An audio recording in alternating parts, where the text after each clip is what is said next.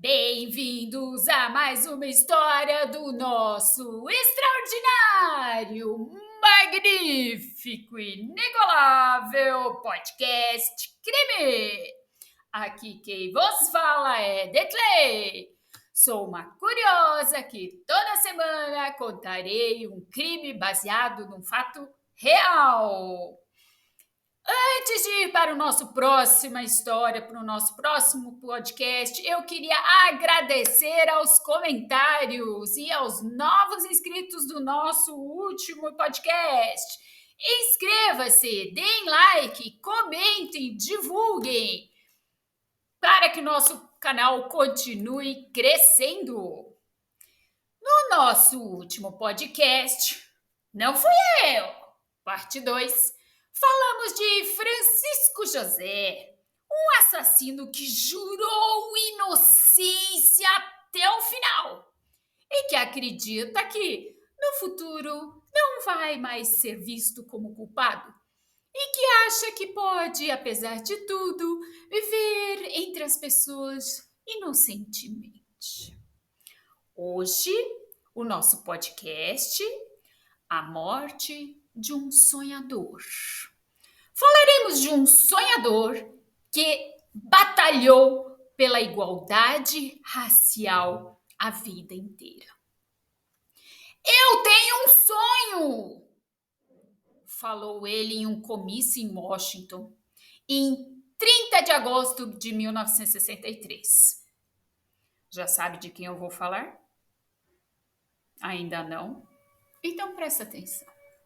O ministro Batista, ganhador do Prêmio Nobel, Martin Luther King Jr., é líder carismático do movimento pelos direitos civis dos negros nos Estados Unidos.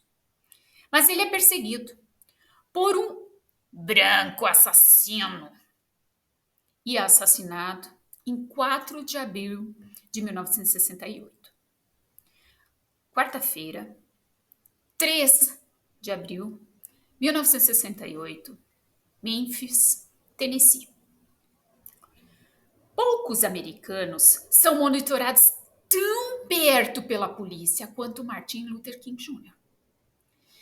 E como a polícia já está atenta, o mundialmente famoso pregador negro, ativista dos direitos civis e ganhador do Prêmio Nobel da Paz, chega tarde à cidade.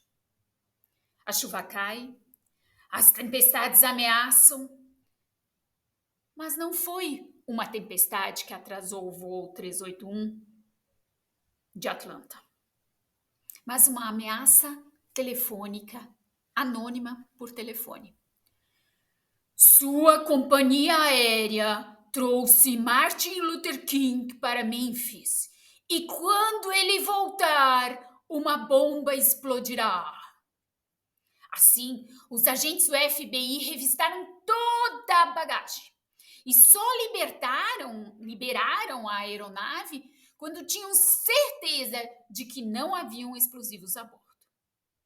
Quando King finalmente decola no jato, seus colegas incluem o auditor James Harrison, o informante secreto do FBI. E quando o voo 381 aterriza, o detetive Ed Reddit já está o esperando no aeroporto. Ele é um dos cerca de 100 homens negros entre 850 policiais da Força Policial de Memphis que devem monitorar King em todos os momentos. Martin Luther King tem 39 anos, é robusto, tem um rosto que todo mundo reconhece na televisão. Ele é levado de carro para o Hotel Lorraine na Mulberry Street, quarto 306, primeiro andar. Ele se hospeda com frequência nesse local, que foi o que foi noticiado pela imprensa. Como os afro-americanos sofrem a segregação racial, ela ainda prevalecia no sul dos Estados Unidos no início da década de 60. Os negros não podiam se sentar do lado dos brancos nos restaurantes, eram excluídos das eleições, eram discriminados na vida cotidiana. Sistema racista que é retratado em vários filmes, por exemplo, no filme Green Book, que venceu o Oscar. Se você tem interesse, dá uma gugada, entra lá e assiste. Mas cada vez mais afro-americanos estão se levantando e exigindo seus direitos civis. À frente deles, o pastor batista Martin Luther King Jr. Portanto, o detetive Reddit está preparado. Ele se mudou para um vestiário da Fire Station 2 em frente e cobriu a janela com jornais. Ele fez apenas 2 furos no papel para colocar seus binóculos. Ele tem uma visão perfeita da suíte. Às 16 horas, ele observa 9 homens e uma mulher que entram no quarto 306. Eles são os líderes dos invasores.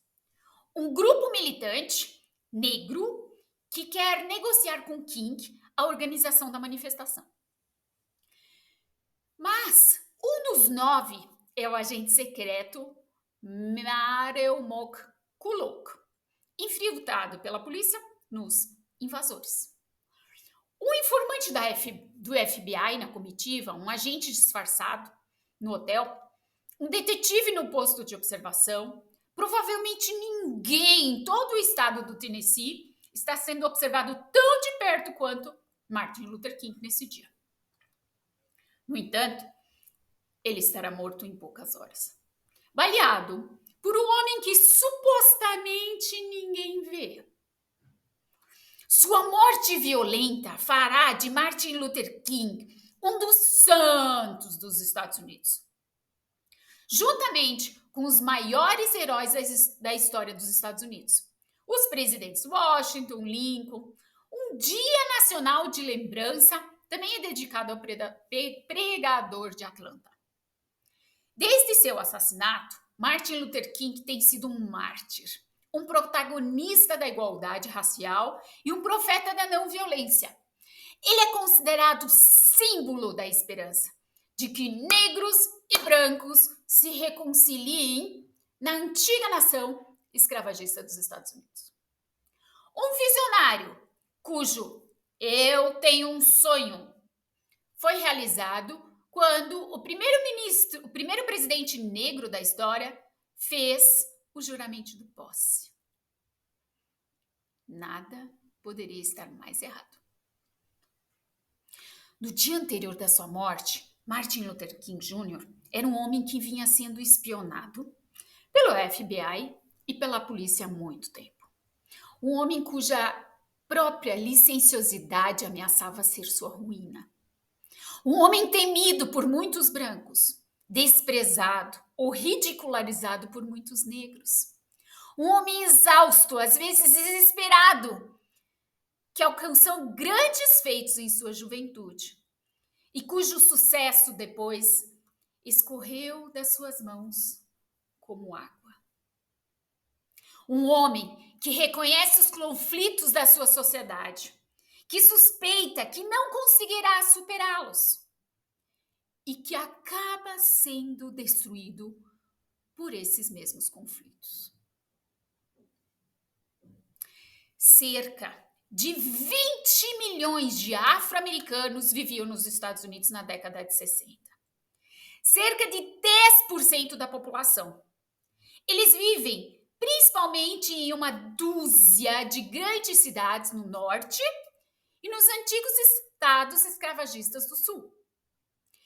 Formalmente, brancos e negros têm direitos iguais, desde as emendas constitucionais após o fim da Guerra Civil 1865. Os negros têm a garantia de igualdade perante a lei, bem como o direito de votar. Teoria linda, né? Na realidade, é tudo muito diferente. Eles continuam a sofrer discriminação cotidiana nas cidades, vivem em guetos, porque os proprietários brancos não lhe oferecem contratos de aluguel fora de seus bairros. têm menos educação, porque as escolas nos guetos são piores do que as de outros lugares, recebem menos e estão 2 vezes mais desempregados do que os brancos. No Sul, os antigos estados escravagistas governados por brancos também estão criando suas próprias leis que de fato revogam a igualdade das leis federais. Por exemplo, eles exigem testes educacionais antes de registrar os cidadãos nas listas eleitorais. Obstáculos que muitos afro-americanos não conseguem superar.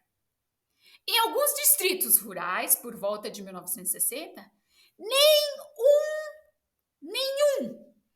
único negro tinha permissão para votar. Talvez ainda mais pérfida seja a segregação racial. Nos ônibus, por exemplo, é permitido que brancos e negros viajam juntos. Mas os brancos sentam nos assentos da frente e os negros atrás. Onde o motor dos ônibus de 1960 fazem um barulho tremendo e ainda faz calor pra caramba. A segregação determina a educação. Escolas e universidades são abertas apenas para as crianças brancas e negras. A alimentação. Os negros não são servidos nos restaurantes dos brancos. Até mesmo as coisas mais humanas. Em prédios públicos, como prefeituras, os banheiros são segregados de acordo com a cor da pele. Os negros do Sul estão à mercê dos xerifes brancos, juízes brancos, júris brancos. Em 1955, por exemplo, Emmett Till, de 14 anos, de Chicago, que estava visitando o Mississippi, foi brutalmente assassinado por 2 homens brancos por supostamente assobiar para uma mulher branca.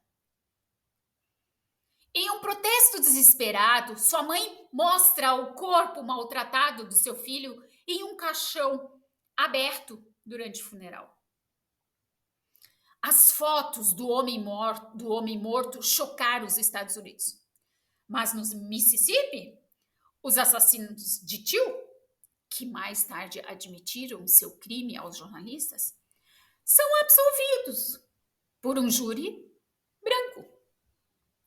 Teoricamente, os negros poderiam processar todas essas leis individuais discriminatórias, pois a lei federal prevalece sobre a lei estadual. Teoricamente. Na prática, os negros teriam primeiro que entrar com essas ações nos tribunais de seus estados, onde o racismo e o terror prevalecem. E somente, se não conseguissem, teriam que apelar para os tribunais federais. Uma jornada de anos, cara e com risco de vida para cada reclamante. Foi somente depois de 1945 que o exército se tornou um catalisador de igualdade, pois milhares de pessoas lutaram ao lado dos seus companheiros brancos na Grande Guerra. Uma experiência que os tornou mais autoconfiantes. A nova mídia também floresceu depois de 1945. A mãe de Emmett Till já havia demonstrado o poder da imprensa com as fotos do seu filho violentado. A televisão, cuja marcha triunfal começa agora, torna-se ainda mais importante. Nova autoconfiança, nova mídia. A única coisa que faltava era um líder que pudesse utilizar essas oportunidades de politicamente. Quem foi, então, Martin Luther King? Ele nasceu em 5 de janeiro de 1929 em Atlanta, em uma família de pregadores batistas. Em 1934, seu pai participou de uma reunião batista na Alemanha. Provavelmente foram as impressões da terra natal de Lutero que o impressionaram tanto, que ele se rebatizou a si mesmo e seu filho com o nome do reformador Martin Luther King. Sua carreira teológica decolou. Na faculdade, o diretor o apresentou aos ensinamentos de Gandhi sobre a resistência não violenta, que triunfou na Índia durante a década de 1940. Está interessado? Assista, ouça o nosso último podcast. Está lá. Mais tarde, Martin Luther King estudou na região norte, lado a lado com os colegas brancos. Em setembro de 1954, ele assumiu seu primeiro pastorado, Igreja Batista da Avenida Dexter, em Montgomery, Alabama. Na primavera de 1955, uma estudante de 15 anos se recusa a ceder seu assento no banco para um homem branco. Policiais arrastam para fora do carro a algemada e a colocam na prisão. Mais tarde, ela ainda foi condenada por resistência à autoridade do Estado. Quem é essa mulher? Famosíssima, Rosa Parks. Ela repetiu a ação em 1º de dezembro de 1955. A costureira de 42 anos, que há muito tempo fazia campanha pela igualdade racial, também foi ameaçada com um processo judicial. Mas dessa vez, Rosa Parks e seus advogados estavam determinados a transformá-lo em um caso de teste, que acabaria sendo levado a um tribunal federal. Ativistas pedem um boicote aos ônibus com panfletos. Isso porque os ônibus em Montgomery são operados por uma empresa privada, 3/4 dos quais são clientes negros. Se eles forem a pé para o trabalho, a empresa perderá a maior parte da sua receita. Rosa Parks e seus companheiros de campanha recorrem ao clero de Montgomery. Os pregadores seriam os melhores propagandistas. A igreja negra de maior prestígio da cidade fica na Dexter Avenue. Então a primeira pessoa que eles abordaram foi Martin Luther King Jr. E ele hesita. Ele não diz nem sim nem não.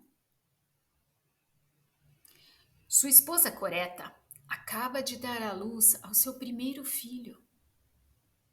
Ele poderia se arriscar? Por quanto tempo eles conseguirão resistir ao boicote? E o que virá depois? Por fim, os clérigos e ativistas se reúnem em uma igreja em um bairro negro da classe trabalhadora e formam uma organização. Espontaneamente, o pregador da renomada Dexter Avenue é eleito presidente da organização. Entre todos, o hesitante Martin Luther King. Ele tem apenas 20 minutos para preparar um discurso para os milhares de negros furiosos na igreja. E depois precisa mais de 15 minutos para abrir caminho em meio à multidão agitada, até que finalmente se posicione diante das pessoas e fale. Chega um momento em que as pessoas estão cansadas de serem pisoteadas pelos pés de ferro da opressão. Aplausos. Chega um momento, meus amigos, em que as pessoas estão cansadas de serem mantidas no precipício da humilhação, onde experimentam a desesperança absoluta. Sim, senhor! Pregue! Nessa segunda-feira, 5 de dezembro de 1955, o Dr. Martin Luther King Jr. encontra seu chamado, quase contra sua vontade. Seu tom é equilibrado e, ao mesmo tempo, estimulante. Suas palavras são religiosas e patrióticas, e ao mesmo tempo, ele desperta a indignação do seu público, e ao mesmo tempo, a disciplina a proclamar a não violência. Este último discurso transformou o pregador hesitante de uma congregação rica em um líder carismático. Da noite para o dia, King se tornou a cabeça e a alma do movimento de protesto de Montgomery. Em janeiro de 1956, a polícia o prendeu por supostamente dirigir seu carro a 8 quilômetros de velocidade. Após ser solto, King estava sentado em sua casa na noite seguinte quando o telefone tocou. Negro! Se você não sair dessa cidade em 3 dias, vamos estourar seus miolos e explodir sua casa. 3 dias depois, uma bomba de fato destrói a casa dele. E por sorte, ninguém fica ferido. Mas King pregou e prosseguiu com o boicote. Em fevereiro de 1956, o New York Times noticiou o fato pela primeira vez, na primeira página. Logo, os comentaristas estavam chamando-o de Negro Gandhi. Depois de um ano, a resistência branca entra em colapso. Um ano. Um tribunal federal declara inconstitucional a segregação dos ônibus de Montgomery. 4 dias antes do Natal de 1956, às 5h45 da manhã, Martin Luther King, cercado por fotógrafos e repórteres, entra em um ônibus e senta na frente. No boicote aos ônibus de Montgomery, que começou com um protesto local, em uma cidade no sul, King não apenas encontrou sua vocação, mas também seu arsenal de armas políticas. O sermão para motivar os apoiadores. A não violência combinada com um boicote econômico.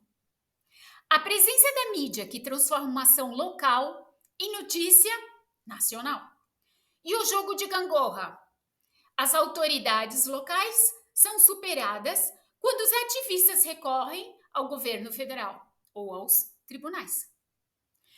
No início de 1957, King fundou uma organização de direitos civis,